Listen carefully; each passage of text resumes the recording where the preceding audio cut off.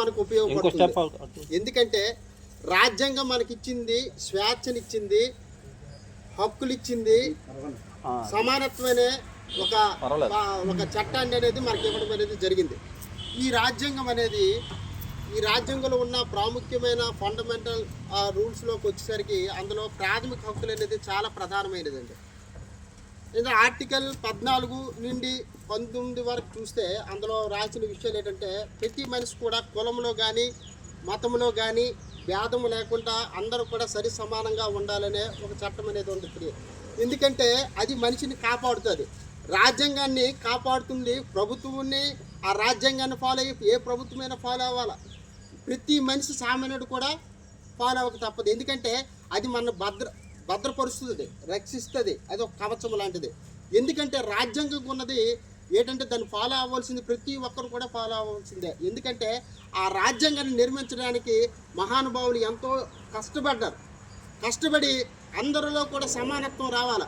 అందరూ కూడా సోదర భావంతో ఉండడమే దేశ ఐక్యత అని రాజ్యాంగం మన రాజ్యాంగం మనతో చెప్తుంది. ఎందుకంటే ఈ రాజ్యాంగం అనేది మాట్లాడే స్వేచ్ఛ, వ్యక్తిగత స్వేచ్ఛ, ప్రయాణం చేసే స్వేచ్ఛ, హక్కులను ఉల్లంఘిస్తే ఆర్టికల్ 32 ప్రకారంగా కోర్టుకి వెళ్ళే అధికారం కూడా ఇస్తుంది. ఎందుకంటే అందరూ సరి సమానంగా ఉండాలి.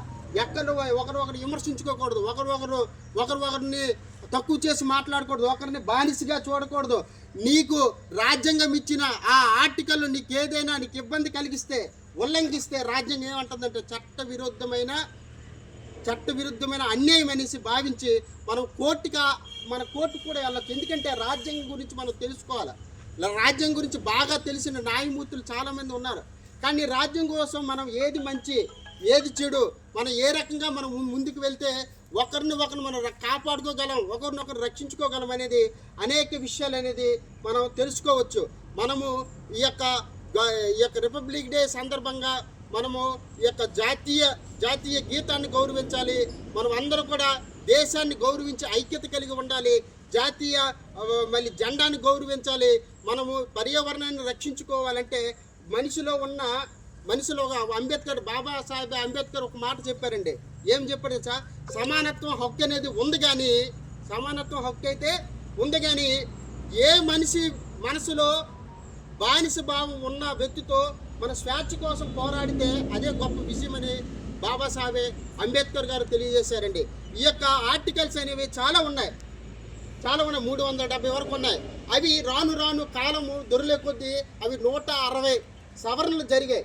కనుక ఆ రాజ్యాంగం కోసం మనం వినేటప్పుడు మనం రిపబ్లిక్ డే చేసుకుంటున్నామంటే ఆ రాజ్యాంగాన్ని ఫాలో అయ్యే నేటికి స్వతంత్రం వచ్చి మన రిపబ్లిక్ డే జరిగి 77 సంవత్సరాలు కూడా ఇదే ఫాలో అవుతుంది. కనుక ఈ యొక్క భావం అనేది మనలో లేకుండా అందరూ కూడా దేశ ఐక్యత ఉండాలంటే అందరూ కూడా సోదర భావంతో ఉండాలని ఈ రాజ్యాంగం మనకు తెలియజేస్తుంది. కులంలో కానీ మతంలో కానీ ఏ జాతిలో కానీ భేదం లేకుండా సరి సమానమైన సోదర భావంలో సమానత్వంలోనికి తీసుకొచ్చిన ఈ రాజ్యాంగానికి మనం అందరం కూడా రుణపడి ఉన్నామని, ఇంత స్వేచ్ఛగా బ్రతకగలుగుతున్నామంటే, ఇంత స్వేచ్ఛగా అందరం కలిసికట్టుగా ఉంటున్నామంటే, ఇంత స్వేచ్ఛగా ఒక గ్రామంలో అయినా సరే ఒక దళితుడిని ఆ గుడిలోకి వెళ్లకుండా అడ్డగిస్తే అది చట్టపరంగా అది అన్యాయం.